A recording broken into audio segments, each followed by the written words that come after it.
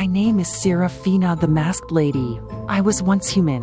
Since then, I have lived many lives. I have been loved and reviled, adored and despised, been the child of a poor prostitute and a courtesan revered by thousands. When I was a child, a stranger with no face offered me the ability to move between the worlds. Since then, my every death has led to a new life. I once had a true love. He was ripped away from me when I was murdered in the 18th century. I search for him still.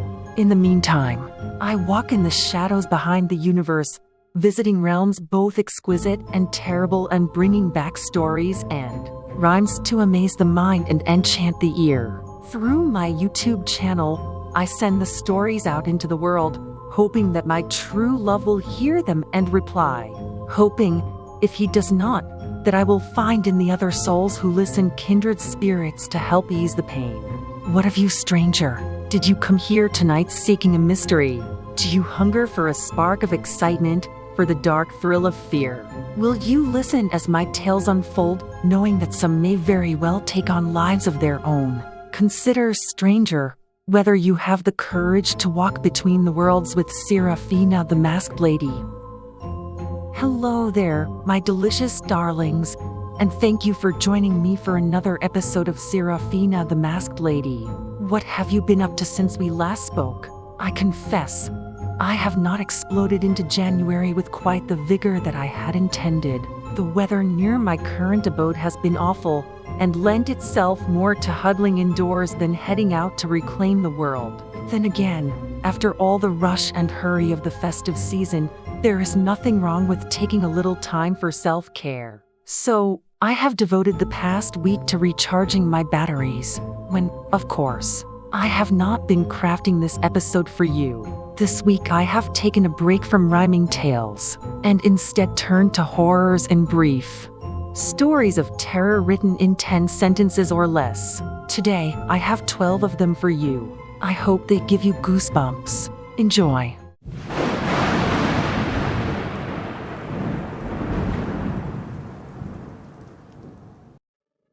The choir.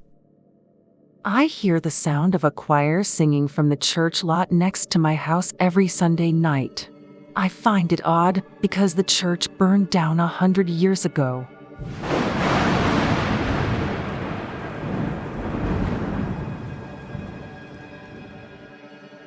The Black Volga.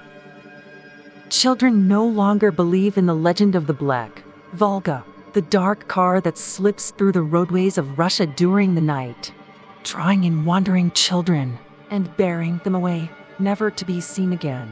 Each night in our prayers, my comrades and I thank Satan for their cynicism and the resulting wave of sacrifices that have graced our altars.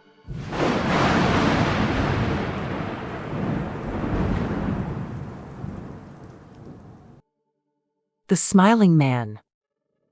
You're too serious. People in my life used to tell me, you should relax, chill, smile some more. So, I started to walk around at night when the world was peaceful, smiling wide, wider, widest. Now I can't understand why the people I meet scream and beg me to stop.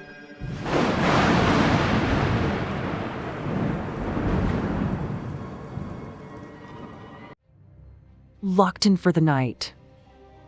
I live alone, so every night before bed I walk through the house locking the doors and windows. Every night, just as I finish, a voice behind me whispers, "Now we're locked in for the night."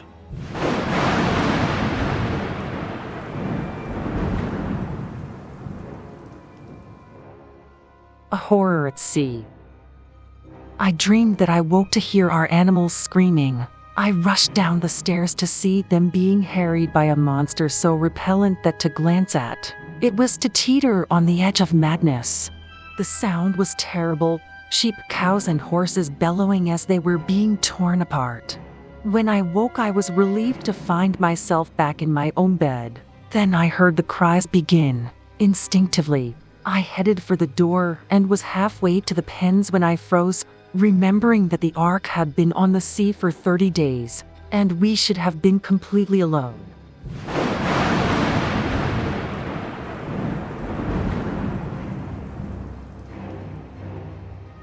cruel company. My carer kept her arm looped firmly under my shoulders as she lowered me tenderly into the bath. As the acid started to fizz and bubble around my quickly disintegrating form, I cursed the vocal paralysis that kept me from screaming.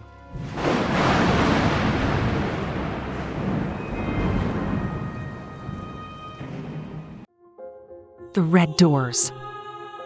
In every city, legend says, there are 6 red doors that seem to lead to nowhere. They are the doors to hell, through which the unworthy and cruel wander into early damnation. When I woke up this morning, there was a new scarlet door on my bedroom wall, and as I watched, it started to slowly creep open.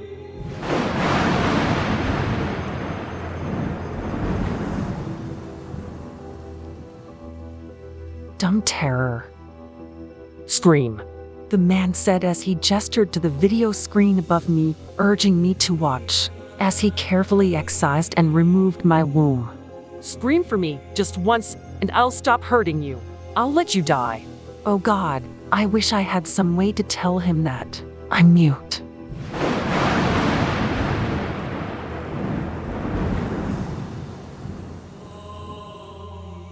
Deadly dating.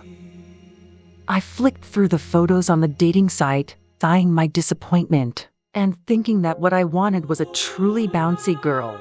I had pushed 17 of them off the wall of the canyon this year, and so far all of them had just gone splat.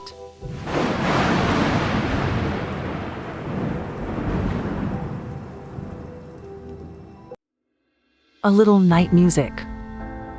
I found it bewildering that, whilst most of the birds outside my window only sang in daylight, the one with the sweetest voice chirped and warbled all night long. If I hadn't left my curtains open last night, I might never have seen the face at the window or the man who smiled at me as he whistled.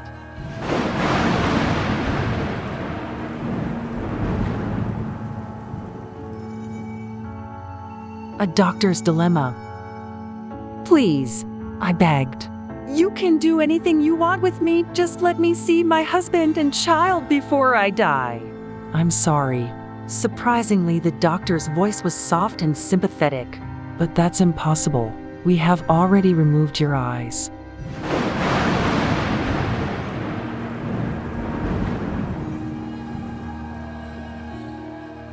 Father's Day. As a soldier, I thought I'd seen every horror in the world. Then I saw a child's wet footprints walking into my single person's quarters. I drowned the horror when my son was still just a faint flicker in her belly.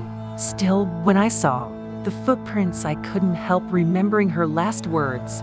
One day, he will be grown enough to avenge me.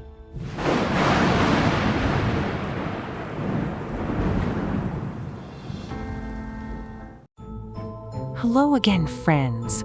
What do you think about micro scares? Our stories in 10 lines or less sufficient to scare you? Would you like to see more appear on the channel? Drop me a note in the comments and let me know what you think. Well, I'm off to source some more scary rhymes for next week's episode. See you soon.